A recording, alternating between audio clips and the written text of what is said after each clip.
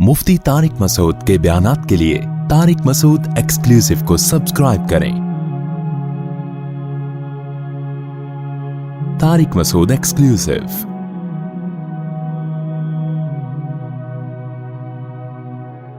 तो उसी सूरह फुरकान में अल्लाह कहता है खलक़ मिनल माइ बशरा। अल्लाह कहते हैं तुम्हें अल्लाह की कुदरत समझ में नहीं आती, एक गलीज पानी से इंसान को बनाया मैंने, उस पानी को देखो और बना के किया फजअलहु नसबन व सिहरा, उसको दो खानदान दे दिए, ददियाल ननियाल, और बुलूगत के बाद एक खानदान दे दिया ससुराल। इतनी बड़ी इज्जत दे दी उसको, खानदानों में पैदा किया। उसकी खुशी पे ददियाल ननियाल भी खुश होता है, ससुराल भी खुश होता है। उसके रोने पे ददियाल ननियाल भी रोता है और ससुराल भी रोता है। एक पानी को इतनी इज्जत ऑटोमेटिकली अब बोलती बंद नहीं मिल सकती। लोग कहते हैं ना बोलो ना नहीं बोला करो, आप खुद ही बोल लिया करें ताकि मैं बोलो ना नहीं बोला करूं, सेंटेंस मुकम्मल कर लिया करें। एक गलीज पानी था, कोई कह सकता था एक ऐसे प्रोसेस से इसको अभी गुजारा जाएगा, एक ऐसी मशीन में कि ये चौधरी और वडेरा बनेगा, ठीक है ना, ये साइंटिस्ट बनेगा और ये एक सियासतदान बनेगा, ये एक बड़ा आदमी बनेगा, ये मिलियंस बनेगा, बिलियनियर्स बनेगा और फिर इसका एक खानदान होगा। इसको तंग करोगे, इसका बाप भी आएगा, माँ भी आएगी लड़ने के लिए, पूरा पीछे खानदान होगा, इसके रोने पे खानदान रोएगा। फिर इसका एक, अल्लाह ने तो एक ससुराल का जिक्र किया, मैंने इस आयत की कदर करते हुए मैंने कहा जब ससुराल इतनी बड़ी नेमत है तो 4 होने चाहिए। तो मेरे ऊपर ये आयत और ज्यादा फिट आ रही है।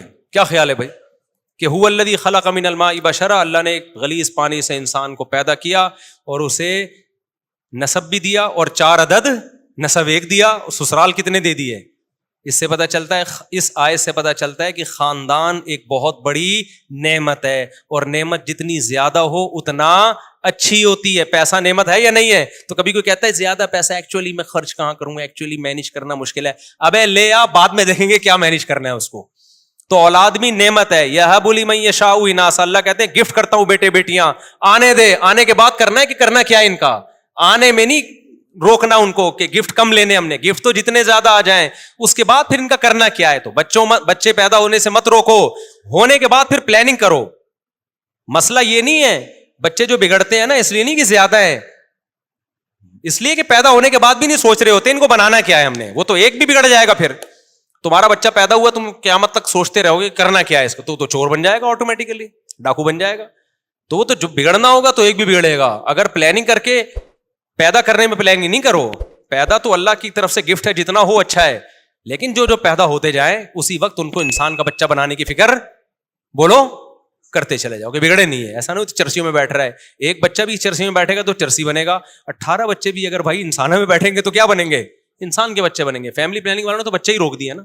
तो नसबन व सेहरा, कुरान कहता है ससुराल वाला बनाया, तो ससुराल भी जितने ज्यादा हो उतने क्या है, और नेमत है ससुराल। आप किसी, ये तो हम मजाक करते रहते हैं, मजाक उड़ाते रहते हैं ससुराल का, दिल भी चाहता है लेकिन अब क्या करें, मजबूर है लेकिन वैसे कितनी इज्जत होती है जब आपका उनके घर रिश्ता ना हुआ हो, आप जाओ, कोई इज्जत देता है।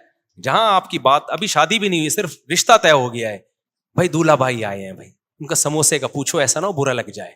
आपको पता है इधर इसको टेंशन दी, पार्सल किधर करेगा ये, बहन पे जाके पार्सल करेगा ये। ससुर को पता होता है दामाद को जरा सा टॉर्चर किया, मेरे सामने तो कुछ नहीं बोलेगा, ये पार्सल किधर करेगा, बेटी पे जाके गुस्सा निकालेगा। कैसी रिस्पेक्ट मिल रही होती है दामादों को, क्या ख्याल है भाई। बैठिए, आप आइए, वरना कौन घुसने देता है यार। अजनबी लड़की होती तो इज्जतदार लोग थोड़ी घुसने देते, बेगैरत तो आते हैं, आजा भाई, लेट क्यों आया तू, कब से इंतजार कर रही है। बॉयफ्रेंड जो होगा ना तो उसमें तो अब्बा आजकल परेशान होते हैं जिनमें गैरत ही नहीं होती। तो कुरान क्या कह रहा है भाई, ये इस टॉपिक, ये कुरान कह रहा है ये ऑटोमेटिकली ये मुमकिन कि पानी को इतनी इज्जत मिल जाए, उसके दुनिया में आने से पहले उसके खानदानों का इंतजाम हो जाए, बुलूगत के बाद भी इंतजाम हो। ये अगर ऑटोमेटिकली हो रहा होता तो इस कायनात में इतनी ब्यूटी, इतना हुस्न नहीं होता इस कायनात। यही वजह है कि जो कुरान के मुनकिर हैं वो इस ब्यूटी से महरूम, उनके यहाँ ना ससुराल होता है ना ददियाल होता है। एक ननियाल में एक अदद अम्मा रह गई है बस खाली उनकी, और उससे वो जान छुड़ा नहीं सकते, वरना गोरे का बस चले तो विदाउट अम्मा बच्चे पैदा हों, क्लोनिंग के जरिए, टेस्ट ट्यूब के जरिए, اما کے رشتے سے بھی کٹا دے, بولو ریاست کے غلام بن کے رہو, بس تم اسٹیٹ کے غلام بنو, ٹیکس ٹائم پہ دے دیا کرو. وہ مجبور ہے, اما سنگل مدر, سارا ان کا نہ ان کے یہاں سسرال ہوتے ہیں, نہ سالے ہوتے ہیں, نہ سالیاں ہوتی ہیں, نہ کزنیں, نہ سب سیٹ اپ آہستہ آہستہ کیا ہو گیا, ختم. کیوں؟ اللہ کی آیتوں کا انکار کیا.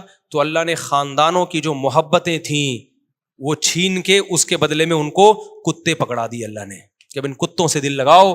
فرانس میں بھی کتے پالے جاتے ہیں, میرا ویزا ریجیکٹ ہوا اس چکر میں یورپ کا. انہوں نے کہا ہمارا مذاق اڑاتا ہے. میں نے کہا مذاق نہیں اڑا رہا بھائی, آپ تو کتے پالتے ہیں, ماشاء اللہ کتنے اچھے لوگ ہیں آپ لوگ, کتے پالتے ہیں. ہمارے کتوں کا حال دیکھو. ابھی ایک واقعہ سناؤں, کتے پہ بڑا زبردست واقعہ ہے. اتنے کتے ہو گئے نا, اللہ کے ایم سی والوں کو بہت جزائے خیر دے. کچھ رپورٹیں آئی ہیں, انہوں نے کتے مارنا شروع کیے ہیں. ہوا یہ کہ کل ایک داڑھی والے صاحب آئے, داڑھی ان کی, تسبیح ہاتھ میں, یہی ہمارے دوست ہیں, اور ٹوپی ماشاء اللہ, بڑا پر نور چہرہ. مجھے کہتے ہیں مفتی صاحب مجھے ایک مسئلہ بتائیں. میں نے کہا کیا ہو گیا؟ کہتے ہیں یار وہ ایک کتا مر رہا تھا اور بالآخر اس نے دم توڑ دیا. تو کے ایم سی کی گاڑی مجھے نظر آئی. میں نے کہا یہ آپ لوگوں نے میں سے کسی نے مارا ہے؟ اس نے کہا ہاں. کہتے ہیں میں نے کہا بہت شکریہ آپ کا, اللہ جزائے خیر دے یار, یہ تو کتے بہت کاٹ رہے تھے انسانوں کو, تو شکر ہے آپ نے کچھ کنٹرول کیا. ایک نقاب میں خاتون ڈرائیونگ کرتے ہوئے نا گاڑی, کہتے ہیں میرے قریب آ کے رکی.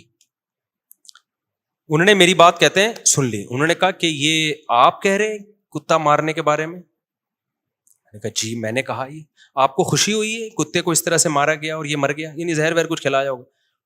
جی مجھے خوشی ہوئی ہے. تو آپ نماز بھی پڑھتے ہیں؟ ابھی نماز پڑھنے جا رہے ہیں؟ جی. نماز, دعا بھی مانگیں گے اللہ سے, ذکر اذکار بھی؟ جی. یعنی ایک طرف آپ کتے مار رہے ہیں, دوسری طرف نمازیں پڑھ رہے ہیں. مطلب یہ تھا کیا یہ کھلا تضاد نہیں ہے؟ یعنی ایک طرف آپ ٹوپی پہن کے داڑھی پہن کے اتنے اچھے کام بھی کر رہے ہو, اور دوسری طرف ان مخلوق پر کتوں کے ساتھ یہ ظلم. یعنی عجیب اسلام ہے آپ کا, ادھر کتے بھی مار رہے ہو, ادھر اللہ کی عبادت بھی. کہتے ہیں میں نے اس خاتون سے کہا, کل کا واقعہ ہے, کہتے ہیں میں نے اس خاتون سے کہا کہ دیکھیں یہ کتے انسانوں کو کاٹتے ہیں. خاتون فوراً کہتی ہیں کیا سارے کتے کاٹتے ہیں؟ میں نے کہا نہیں, کتے پہ لکھا ہوتا ہے کہ یہ کاٹے گا, اور یہ والا کاٹنے کے لیے, اور یہ کسی کو کچھ بھی نہیں کہے. وہ بےچارے اتنے کنفیوز ہوئے اس خاتون کی نصیحت سے, میرے پاس آیا کہ ارے مصعب میں نے ظلم ہو گیا. میں نے اس کو اپریشیٹ کر دیا. کہ میں نے کہا کے ایم سی والوں نے پہلی دفعہ کوئی خاندانی انسانوں کے بجائے فوکس کس کو کرنا شروع کر دیا انہوں نے. یہ بہت گڈ نیوز ہے. پہلے تو جو گٹر کے ڈھکن, یہ کے ایم سی کی ذمہ داری ہے نا, گٹر کے ڈھکن میں کتنے مرد ہلاک ہو گئے ہیں وداؤٹ ڈھکن کے لوگ, تو یہ سب کے ایم سی کے کھاتے میں جا رہے ہیں نا. اور جو بجلی کے کھمبوں سے لوگ, بجلی کے کھمبے کراچی میں گلے ملتے ہیں آ کے, خود چپک چپک کے بندے مارتے ہیں بارشوں کے موسم میں, تو یہ بندے کون مار رہا ہے؟ تو کے ایم سی کے کھاتے میں جا رہے ہیں. اللہ کا کتنا فضل ہو گیا, اب انسانوں کو چھوڑ کر کے ایم سی نے کس کو فوکس کرنا شروع کر دیا؟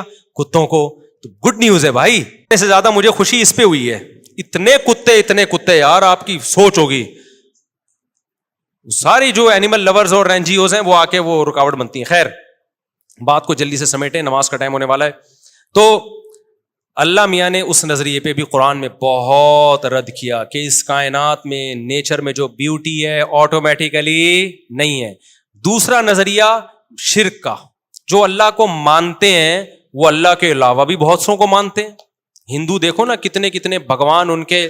تو قرآن نے کہا اللہ کا مطلب کیا ہے؟ صرف ایک. کسی مزار پہ کسی قبر سے نہیں مانگنا, کسی بزرگ سے نہیں مانگنا.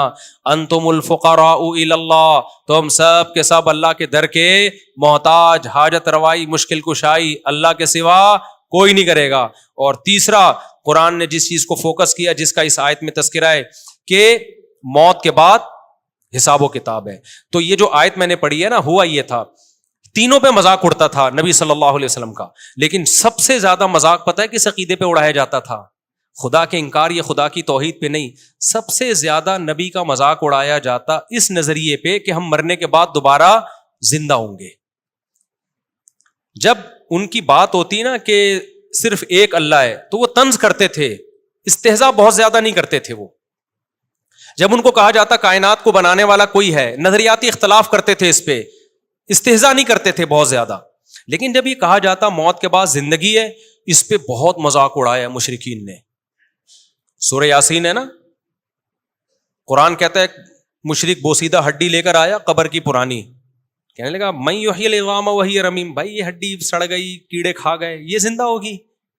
ہئی ہاتا لما توعدون دوسرے مقام پر ہے، اے لوگو یہ پیغمبر جو تم سے وعدہ کر رہے ہیں نا موت کے بعد زندگی، ہئی ہاتا یہ عقل سے بہت کیا ہے، ہئی ہاتا ہم کہتے ہیں بھائی یہ بالکل فضول بات ہے، معاذ اللہ بالکل کھوپڑی میں آنے والی نہیں ہے. ہم مر کے سڑے کیوں؟ زندہ کرنا ہوتا باڈی اللہ سلامت کیوں نہیں رکھتا؟ سڑ گئے، درندے کھا گئے، کھاد بن گئے، نالوں میں بہہ گئے، جلا دیا، اب کیا زندگی ہے؟ اس نظریے پہ جتنا مذاق اڑایا گیا ہے نا اسلام کا اور پیغمبر اسلام صلی اللہ علیہ وسلم کا، اتنا مذاق کسی اور عقیدے پہ بولو نہیں اڑایا گیا. اس لیے قرآن اس کو بہت زیادہ فوکس کرتا ہے. قرآن کہتا ہے جو اس آسمانوں اور زمین کو اور اتنی خوبصورت کائنات کو پہلی مرتبہ بنا سکتا ہے، جو تم نے مان لیا کہ پہلی مرتبہ تو بنے ہیں نا، تو دوبارہ کیوں نہیں بنا سکتا بھائی؟ اللہ نے پھر مثالیں کیسی کیسی دی ہیں. اللہ ہم سے ہماری زبان میں مثالیں سمجھاتا ہے، جو مثالیں ہمارے کلچر میں رائج ہیں. اللہ کہتے ہیں بتاؤ کسی چیز کو پہلی دفعہ بنانا آسان ہے یا دوسری دفعہ؟ دوسری دفعہ آسان ہوتا ہے. تو جس نے پہلی دفعہ بنا لیا وہ دوبارہ کیوں نہیں بنا سکتا بھائی؟ منی سے انسان بنا دیا تو اس انسان کو مر کے دوبارہ کیوں نہیں بنا سکتا؟ ریپیئرنگ تو آسان ہے، فرسٹ ٹائم ایجاد کرنا. ادھر موبائل مارکیٹ میں نیا موبائل آتا ہے، فوراً 20 کاپیاں اس کی آ جاتی ہیں. وہ کاپی کرنے والے فرسٹ ٹائم نہیں بنا سکتے تھے، دیکھ دیکھ کے کاپی کر لیتے ہیں. افغانستان میں بمباری ہوتی تھی، امریکی جہاز ہیلی کاپٹر ویپن ہوتا تھا، تو چائنا والے اور کہتے ہیں دنیا والے پہنچ جاتے ہیں، ابے دیکھیں کاپی کریں ٹیکنالوجی. فرسٹ ٹائم بنانا مشکل ہے، ٹیکنالوجی کو کاپی کرنا کیا ہے؟ آسان. اللہ کہتے ہیں جب یہ کچھ بھی نہیں تھا میں نے سب بنا دیا، تو تمہیں دوبارہ بنانا کیا مشکل ہے؟ اس میں کیوں مذاق اڑا رہے ہو؟ تو پھر وہ اسی مذاق میں نا نبی سے آ کے کہا کرتے تھے اچھا کب ہوگا یہ؟ ٹائم تو بتائیں، یہ دوبارہ زندگی ہمیں کب ملے گی؟ قیامت کب آئے گی؟ وہ عذاب کب ہوگا؟ تو اس کو قرآن نے جزو قرآن بنا دیا ان آیتوں کو. سأل سائل بعذاب واقع، اے نبی آپ سے ایک پوچھنے والا آ کے پوچھتا ہے مذاق اڑانے کی نیت سے، وہ عذاب کب واقع ہوگا جو واقع آپ کے خیال میں واقع ہونے والا ہے؟ بتا دینا، ٹائم بتا دینا. جیسے ایسے ہی ہے جیسے کوئی ہمیں دھمکی دے رہا ہو میں پولیس لے آؤں گا، کہتے ہیں لے آنا، ٹھیک ہے نا، بتا دے یار کب آئے گی. تو مذاق اڑانا شروع کر دیا. اللہ نے قرآن میں جگہ جگہ کہا ہے کہ میں نے اس کا علم کہ کب آئے گی کسی مقرب پیغمبر یا فرشتے کو بھی اس کا علم نہیں دیا. یہ دماغ سے نکال دو کہ میں یہ بتاؤں گا کب آئے گی، اس میں حکمتیں ہیں. ٹائم نہیں بتایا اللہ نے. قل لا یجلیھا لوقتھا الا ہو، اے نبی ان سے کہہ دیجئے اس کو اس کے وقت پہ وہی ظاہر کرے گا، مجھے اس کے بارے میں علم نہیں ہے. میں پیغمبر ہوں، پیغمبر کا کام، میسنجر کا کام جو میسج ملے اس کو آگے ڈیلیور کرنا ہے. مجھے جو میسج ملا ہے وہ یہ ملا ہے کہ یہ بات ڈیلیور کر دوں کہ تمہارا حساب و کتاب ہوگا، کس دن ہوگا یہ مجھے خود بھی نہیں پتا.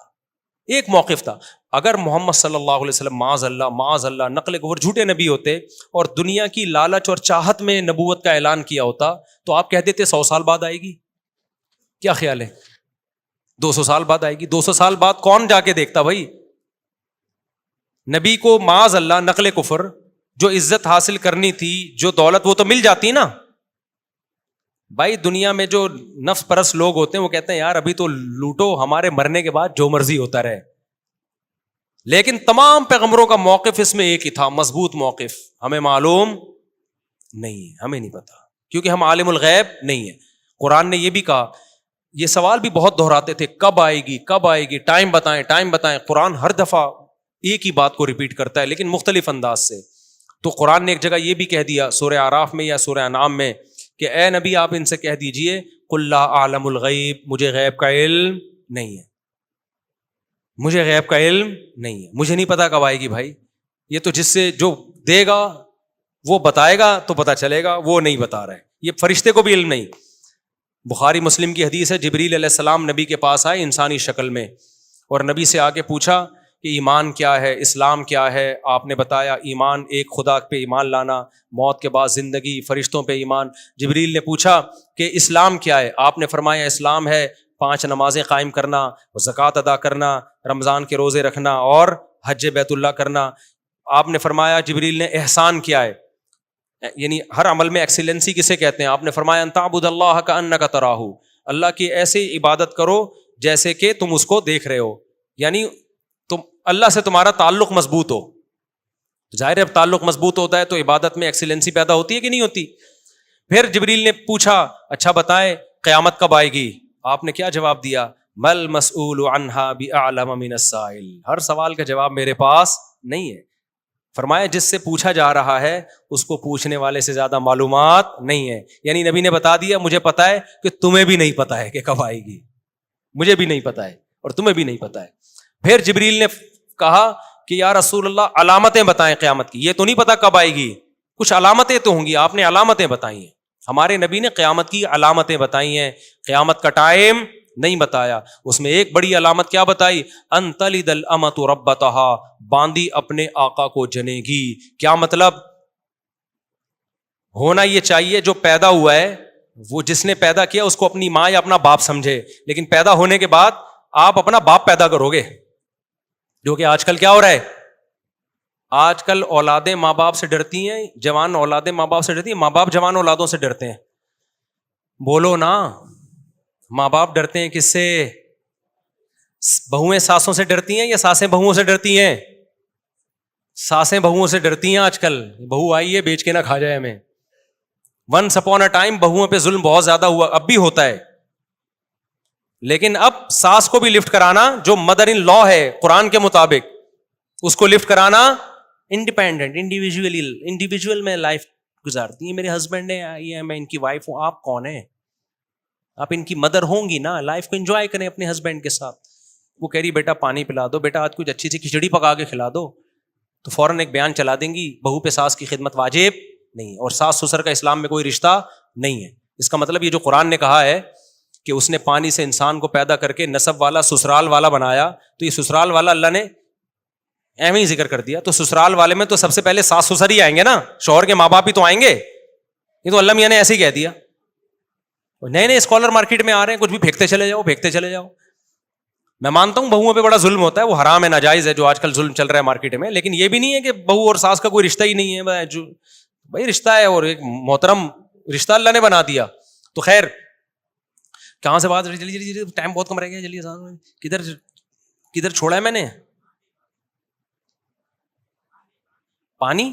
ہاں, ان تلد الامۃ ربتہا, نبی نے فرمایا قیامت کی علامات ہیں کہ باندی اپنے آقا کو جنے گی, یعنی باپ اپنے باپ کو جنے گا. آج کل جو ابا سے پیدا ہو رہے ہیں نا, وہ ابا کے باپ پیدا ہو رہے ہیں. ابا پوچھ ہی نہیں سکتے تو لیٹ کیوں آ رہا ہے, پوچھ سکتے ہیں آج کل جوان اولادوں سے, گٹر کے ڈھکن پہ اتنی دیر سے کیا کر رہا تھا بیٹھا ہوا. فوراً جو فلمیں ڈرامے دیکھتے ہیں نا, ڈیڈی پاپا, ایک تو ابو بلوایا کرو یار ابا کو. ابو کے لفظ میں کتنا پیار ہے یار, شکر ہے ہم اپنے ابو کو ابو بولتے تھے. پاپا ڈیڈی بھی جائز ہے, بابا بھی جائز ہے. میرے ایک چینل کے بچے مجھے بابا بولتے ہیں, 3 چینلوں کے ابو بولتے ہیں. میرے پاس تو ہر قسم کی سہولت ہے, ڈیڈی بھی بلوا سکتا ہوں, لیکن جو بابا بولتے ہیں نا, میرا دل چاہتا ہے وہ مجھے کیا بولیں, ابو بولیں. ابو کے لفظ میں بڑا پیار ہے یار. خیر بابا پاپا ڈیڈی بھی چلتا ہے. ایک تو ہمارے جاننے والے ہیں, وہ ناراض نہ ہو جائیں, ان کے بابا پاپا اس طرح کتنے ہیں, تو لوگ کہتے ہیں بیکری کا سارا آئٹم ان کے یہاں, پاپا بھی اور پتہ نہیں مختلف چیزیں ان کے یہاں ہیں, اور بھی ہیں وہ نہیں لوں گا, وہ پھر ناراض ہو جائیں گے. وہ سارے بیکری کے آئٹم ہیں جو انہوں نے گھر میں لا کے رشتوں کے نام رکھے ہوئے ہیں. تو ابو کا لفظ میں کیا ہے, امی کے لفظ میں کیا ہے, پیار ہے بہت. امی ابو کتنا پیارا لفظ لگتا ہے, سارے چیزیں گوروں کی. ڈیڈ, جب ڈیڈ بولو گے نا تو بولے گا oh dad what are you doing, صحیح ہے نا, وہ پھر پوری انگلش لے گا, آدھی نہیں لے گا وہ. ابو کو ایسا بولنا بہت, ابو کے لفظ میں اتنا پیار ہے. ابو یہ کیا کر رہے, یہ نکلتا ہی نہیں ہے منہ سے, ابو بول دیا تو بس ہتھیار آپ نے ڈال دیے. اب ایسا نہ ہو ڈیڈی کو جا کے کچھ الٹا سیدھا بولنا شروع کر دو. ڈیڈ بول رہے ہو, ابو بول رہے ہو, چلو جو مرضی بولو, لیکن باپ کو سمجھو. کیا باپ ہے, وہ تمہیں ڈانٹ سکتا ہے, ضرورت پڑے تو تھپڑ بھی لگا سکتا ہے, مار دے, آگے سے سینہ مت اکڑا کرو. یہ قیامت کی علامات ہیں کہ بڑے چھوٹے بن جائیں گے, اور چھوٹے کیا بن جائیں گے, باپ بن جائیں گے. وقت مکمل ہو گیا, اذان بھی ہونے والی ہے, تو یہ 3 ٹاپک سمجھ میں آ گئے. تو سأل سائل بعذاب واقعی میں بھی یہی کہ اس نے پوچھا کب آئے گی, تو اللہ نے فرمایا للکافرین لیس لہ دافع, جب آئے گی یہ تو میں نہیں بتاؤں گا, لیکن یہ بتا دوں جب آئے گی تو کوئی بھی اس کو ٹال نہیں سکتا. تو خود کہے گا کہ یہ کیوں آ گئی ہے قیامت. اللہ تعالی ہمیں سمجھنے کی عمل کی توفیق عطا فرمائے.